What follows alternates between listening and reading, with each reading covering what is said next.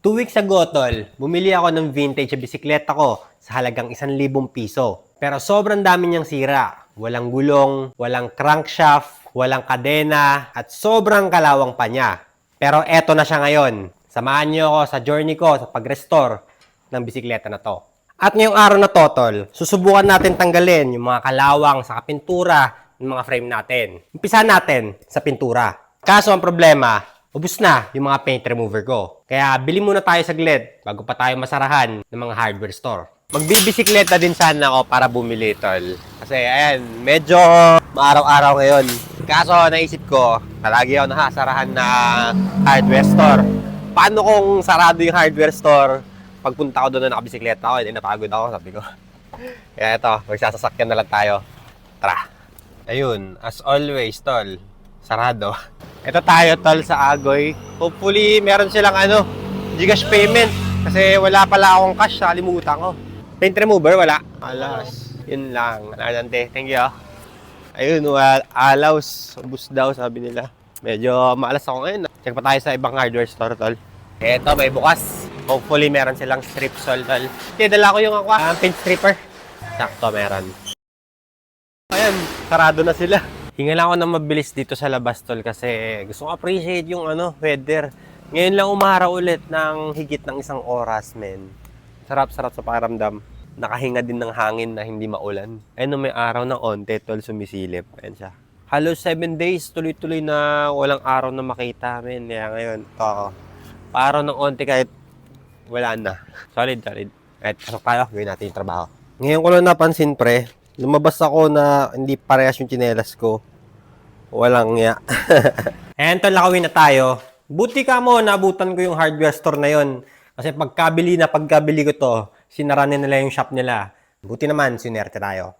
Umpisa natin yung proyekto natin. Tabi muna natin itong mga gulong. Alright, umpisa na natin to, men. Kuha tayong paint stripper natin. And pairan na natin to para mabilis matapos. Malambot yung pintura na ito. Madali matanggal. Hindi na alagaan. Alright, kalahati na. Kunti na lang. 1 eternity later. Ayan na siya, tol. Sobrang effective talaga ng strip sol, no? Ayan, no? Kulubot agad yung mga pintura. Pero ayan, na-applyan na natin lahat yung bisikleta natin na strip sol. And yan, kumukulubot na lahat ng pintura niya. Ready na siyang kuskusin sa tingin ko. Let's go! Umpisahan natin magkaskas ng mga pintura. Sobrang satisfying siguro na ito, men, no? Alright? Pers kuskus. Sobrang satisfying nga talaga, eh, no? Kalas agad, eh. Satisfying video yun, ah. Eh, no? Dito. Boo! Ba't may mga kulay-kulay blue? Siguro ano niya yan, no? Undercoat niya, o kaya primer. Eh, no? Sobrang dali. Nagsisilagasan na parang balakubak. Dito. Satisfying. Sarap sa feelings. Dito naman. Ito, sa tingin ko, mas satisfying to. Dito hanggang dito. Right.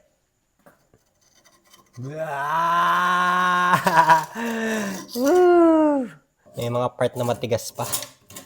Kailangan ma-replyan ng ng strip sol. Ito may naisip ako pampadali ng buhay. Subukan natin gamitan ng cap brush.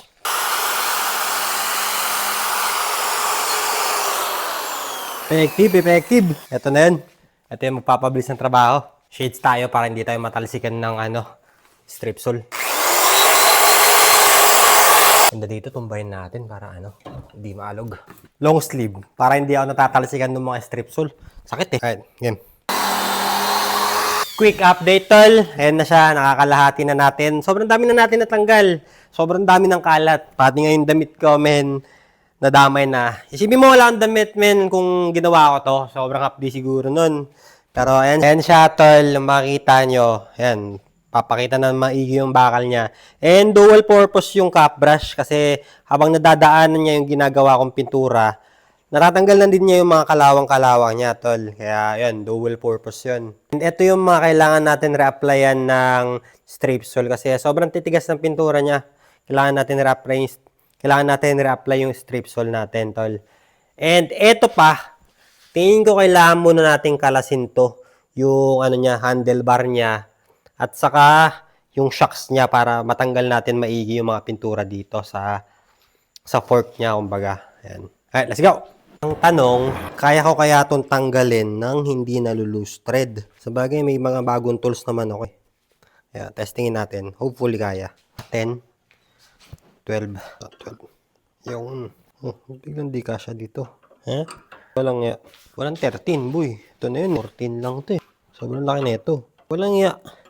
Ba't ganun? Espera natin WD-40. Wait lang. Ito men, WD-40. Loosen natin tong bolt na to. Tigas eh. Right. Wait natin saglit. May pekto yung WD-40. Pukpukin din natin. Loose thread. Naku ka. Naman, no? Nabibilog na siya. Pati to. Ayan, nabibilog na siya, boy. Naku.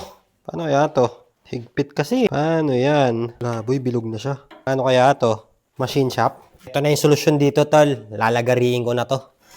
Wala, ayaw talaga matanggal eh. One eternity later.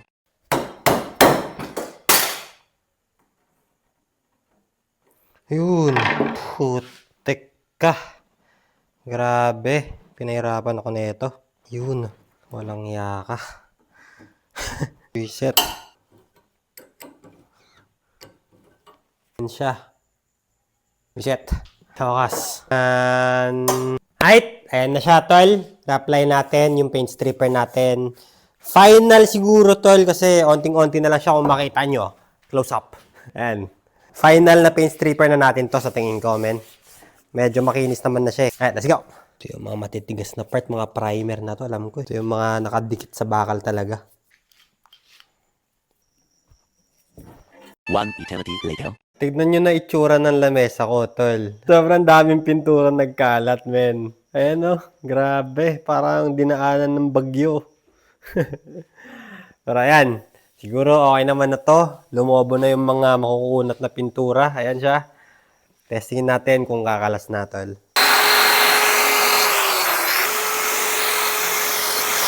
One eternity later.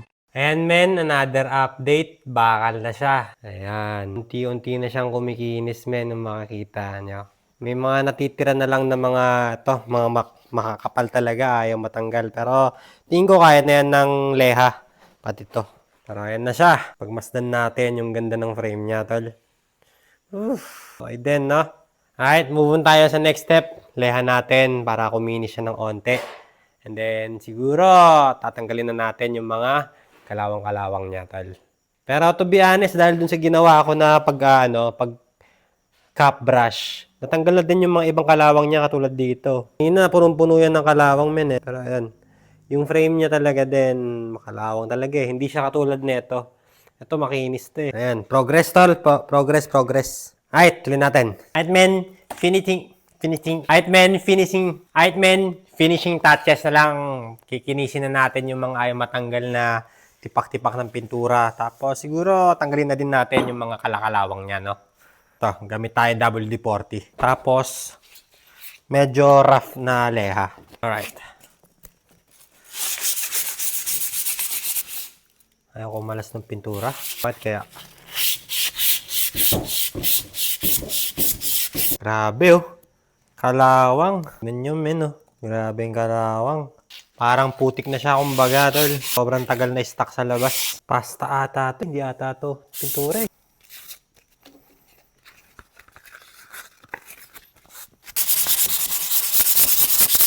At, gising na yung mga manok, tol. Alas 5 na umaga. Kung nagtataka kayo, tol, kung bakit gising pa ako, ito yung paraan ko para mabalik ko yung dati kong sleep pattern. Palate ng palate yung pagtulog ko hanggang sa bumalik yung dati kong pagtulog ng 11 p.m. Kailangan ko pa rin tanggalin talaga to. Kailangan ko humanap ng paraan para matanggal to. Para maganda yung pagkakapintura niya. Pero kailangan ng machine shop. Dumi, oh. Right. One eternity later. Eto na siya, tol. Ayan, naleha ko na siya ng maigi. Pero may mga natira pa rin pintura. So, ayan na siya, tol. Makita nyo. Makinis na siya. Makalawang pa rin, pero sa tingin ko, kaya natin tanggalin yan gamit ang rust remover. Pero ayan, nakita na natin yung bare metal niya, tol. Ganda, no? Ganda ng tindig niya, no? Tapos ngayon nakikita ko siya na wala na itong shocks niya, tol. Ito. Medyo nagagandahan ako sa kanya, tol, na walang shocks. Ganyan lang, oh. Simple. Walang preno, tapos handle lang dito, walang shocks, tapos fixie. Lagyan natin fixie para walang masyadong gears, di ba? Para, yun na din yung magsisilbing preno niya, tol. Ano, para ano lang talaga, minimal. Yun yung vision ko para dito, tol. Ayan siya. Ngayon, may naiisip pa akong isa na para matanggal ng totally yung kalawang niya. And hindi ko alam kung kaya ba. Iniisip ko baka pwedeng ibabad natin siya sa muriatic acid o kaya sa Coca-Cola saka suka. Pero pag-isipan ko mabuti kung kailangan pa bang gawin yon or uubra na siya na pinturahan na lang natin ng silver tapos chrome, di ba? Isipin ko yon, tol. Pero yan siya ngayon, tol. Makita nyo yung tindig niya ng maigi. Ganda. Solid din, no? Pixie, lalagay natin. Manipis na gulong, tapos fixed gear. Kung may mahanap man tayo para dito, tol. Tara yan. Kalawang na lang ang problema natin. Pero paano ba yan, men? Dito na tatapusin tong vlog ko na to. Peace out. Sana nag-enjoy kayo. At sana may natutunan kayo sa akin. Peace. Tingnan nyo, tol, yung aftermath natin. Grabe, sobrang kalat. Pero bukas ko na lininisin to, men. Ako'y matutulog na at mag-e-edit pa pala. Para may mapanood kayo. Siguro, 7 nyo na mapapanood to, men. So, bukas ko na lilinisan yan. Grabe, oh. One last look ng ating bisikleta. Ganda.